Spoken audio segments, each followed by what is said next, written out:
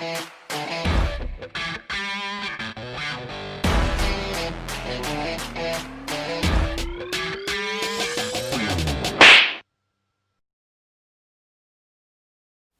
how are you doing? Welcome back. Right, we've got an RC decision to make. Not necessarily today, but we're going to start working on it. As some of you may know, I've been covering Saturdays at Tay Models for Alun because he's been otherwise working 7 days a week. So I've been doing Saturdays as well as the odd weekday to help him out, just to do repairs and stuff. So I've built up store credit. He doesn't pay me in cash. I'm not an employee, I'm just a friend, just helping him out. So yeah, I built up some store credit. And we need to work out what is getting spent on. So, what are we going to do? Well, here's the thing. We're going to be looking at around about £300-ish. Okay, maybe just a little bit less, maybe just a little bit more. I can add to it a little bit myself. I'd rather not. I'd rather do 100% store credit and spend no money at all. So, around about £300, maybe a bit less. On, it could be a kit, it could be an RTR, doesn't really matter, but something with a bit of personality, something a bit different. So what was winning for me was a Charisma F-150, Ford F-150, the blue one. It's gorgeous, it's so pretty. Now, yes, recently I built the G-made Komodo GSO2, the double cab, and it's awesome. So I don't like having duplicates in my fleet. I don't have any sort of duplicates. So, I mean, this looks pretty much like a duplicate if you look at it, because they're both scale crawlers. However, I'm setting up my Komodo to be a dedicated sort of crawler, rock crawler, getting over obstacles. I'm going to, once the tires are back in stock, fit some slightly taller tires, some slightly wider tires, just increase the ground clearance slightly, lift the front bumper up a little bit. I've already fitted the front weights on the wheels, give it lots of front bias in terms of weight, and yeah, it's awesome at climbing, and especially since it's got these counter-rotating drive shafts. So that's an awesome climber. The Ford F-150 is just stunning to look at. It's ready to run. My plan was, if I got the F-150, basically to turn it into what I envisioned for the Tamiya Landfreeder, because there's a lot of you might know I've been sort of looking at the CC01 Landfreeder for a long time, and my plan was to spend money on upgrades on the Landfreeder to convert it into a pretty capable trail runner, or trail truck, to go up paths and trails and stuff and over tree roots and things, but not like a dedicated rock crawler. But the thing is, if I got the Charisma, if you look at the side of it, it looks smart, it's so cool looking, and it's quite scale looking as well, but the tyres are too big for entirely scale, because they're huge. They're like monster truck tyres on an old Ford pickup. So I have 5mm smaller tyres upstairs, which are brand new in packets. They've been sitting for years, I've never used them, they're G-made tyres. That would lower it slightly. I'd also lower the suspension on it as well. Those tyres might still be too big, so maybe do it again, but lower it a bit, give it less crawling over obstacles ability and give it more planted trail running ability, and make the F-150 into, let's be honest, a more capable trail truck than the CC01 could ever be. Plus it looks even better than the Landfreeder. It's a stunning looking model. So that was definitely the winner for me so far. I was like, yes, that's awesome, that's what I could focus on. Although there is, yes, a lot of overlap between that and the Komodo, but I would aim it at something different. So that was the first, consideration.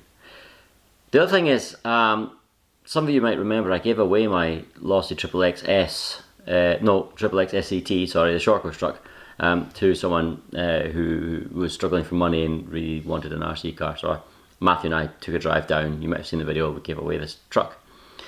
And Matthew still has his HPI Blitz. We were running that on 3,300 kV 3-cell, which is what I was also running the Lossy on. And I want something to, again, go bashing with his Blitz, because although it doesn't need to be exactly the same, there's no point in him going, yeah, let's take out the Blitz. And I'll be like, okay, I'll take out my lunchbox. Or, okay, I'll take out my Komodo. We need something not equal, but roughly bashable together and not being utterly, completely different. So, the first obvious choice was, well, look at the 22S, the Lossy 22S, which is the try and say that again, the successor to the XXX SET.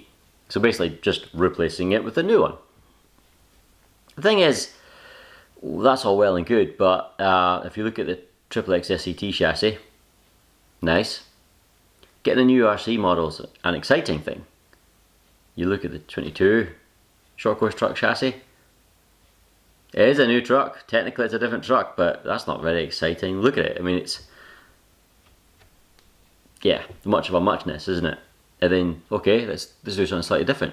Team Associated, again, very much like Lossy, very well respected racing company, makes awesome race trucks. What about their Pro SC, or Pro 10 SE, I think it's called, their short course truck? Still look the same. It's still a short course truck. The two-wheel drive short course truck platform has looked the same for 10 years, so takes a little bit of the excitement away from it. Plus the racing body shells with a sort of sleek design and designed to be less parachute effect when you jump them and things, they don't look as cool as the old XXX SCT body shell used to. So, I'm not. And another thing is, the 22S, the Lossy, I think it might be on its last legs, just because, as far as I can gather, other 22S or other 22 platformed trucks, buggies, stadium trucks have all been discontinued, and the only one left for sale is a particular brushless short course truck. And the other brushless short course trucks on the same platform with different body shells have been discontinued. So it's like, how much time left has this truck got? I don't want to be in the same position again where I'm like, oh, where are the parts? Where can I get spare parts from? Plus, it comes standard ready to run with brushless system in it. Well, cool, but I have a brushless system sitting to be put in something. So anyway, yeah, you get the idea. Something different, something a bit, turn your head and go, yeah, that's different, that's cool, that's quirky, that's got personality. That's when the Kyosho, what's it called, Outlaw Rampage Pro, I saw that truck, I just think it looks so cool. It looks awesome, much more realistic looking, solid rear axle, although I think it may have a diff in the middle, but yeah, solid rear axle essentially, with the long link arms and everything. Really nice looking. Strange because it's a motor on axle design rather than having a gearbox with a drive shaft. Benefit is it doesn't wave the front wheels at you when you're accelerating. Keeps it nice and straight. Gives you a lot more realistic suspension movement with big droop and everything compared to the likes of a racing short course truck like the Lossy 22. I really like it. I really like it, although there are obviously concessions you've got to make. There are sacrifices.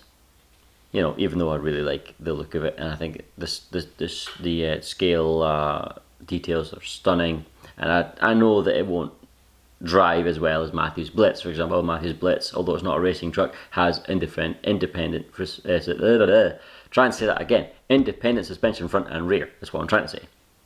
Whereas this has independent front and the solid axle rear.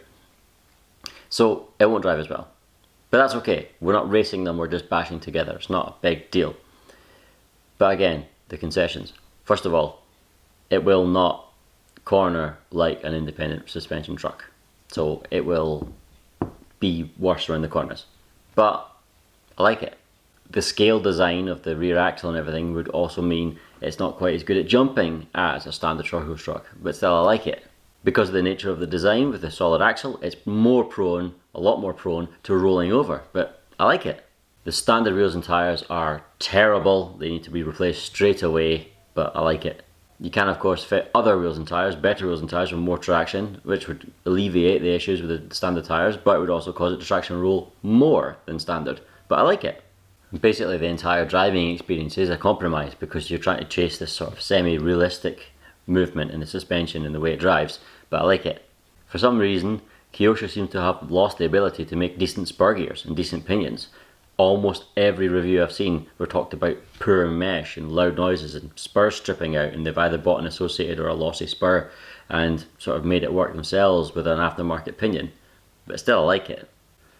The killer though, the gears in the gearbox are plastic. All plastic, and there are no upgrade options available. Nothing metal, nothing alloy, nothing steel, nothing available. You just stick with the plastic ones. And a lot of people have reported weak gearboxes. So you can't put a lot of power through it. Certainly I can't put the 3300 kV 3 cell. That's just out of the question, completely out of the question. It seems to be maybe 3.5 to 3.8 censored to make it as smooth as possible. 2 cell, which is fine. That's fine. I'm not bothered about that. That's not a massive deal breaker. Yes, it's slower than Matthew's Blitz, definitely, but it would still be pretty quick. Problem is, even at that, gearboxes have been eating themselves a little bit. I went down the route of weak gearboxes with the high roller. It was a nightmare. It lasted 10 minutes. And then I replaced it with a HPI jump shot. That lasted 5 minutes. So I don't want to go down that route again. But I like it. I don't know why I like this truck so much. It just looks so cool, and it's something so different. That's what I shouldn't get that one. I shouldn't get the Kyosho. I shouldn't. It's too compromised. It's just too compromised. But it's so cool. So you guys need to help me out here. Out of the Charisma and the Kyosho, which one would you pick? I mean, obviously the best thing would be like, oh, obviously the new Lossy Baja Ray, Super Baja Ray, you know, 1/6 scale 8S. Obviously that's amazing, but that falls definitely within the realm of I wish. So, you know, £900. Not really in the ballpark here. We're talking somewhere around between 200 and 300 with a little bit of, you know, give, a little bit of give. The rules are, this is guilt-free spending. This is store credit, which I've earned by working. So it's free RC car. So no entry-level stuff, really. No FTXs and Maverick. That's what I was going to say. No Mavericks. So no FTX and Mavericks and other entry-level stuff. You know, guilt-free spending for something that I wouldn't normally buy. You're not exactly pushing the boat out. We're going for budget stuff. So also no Traxxas, because the Apple of the RC world needs to change its policies and procedures before I spend any money in that company. There's nothing to say about their products, but the way they conduct their business, not interested. So no Traxxas. Tamiyas. Okay, if you find a Tamiya that's like really awesomely cool and I can bash either with Matthew's Blitz or something different that I can sink my teeth into another way, that's cool. Although I have done several Tamiyas over recent years, and I've got another one to build still, that King Yellow, because Matthew. So I'd rather not go down the Tamiya route just now. You know. But, you know, suggest one if you think of something really cool and unique and awesome. I know I still talk about the Monster Beetle every now and again, but the Monster Beetle is not exactly going to handle 3300 kV at 3S, is it? So, but neither is the Kyosho. But I like it. So yeah, all of that stuff. Help me out if you can. Make some suggestions. Let me know what you think of the ones I've suggested in this video. Disclaimer, I might not pick what you guys suggest, but I do appreciate the help. In the meantime, thank you for watching. Take care of yourselves, and I'll see you later. Bye bye.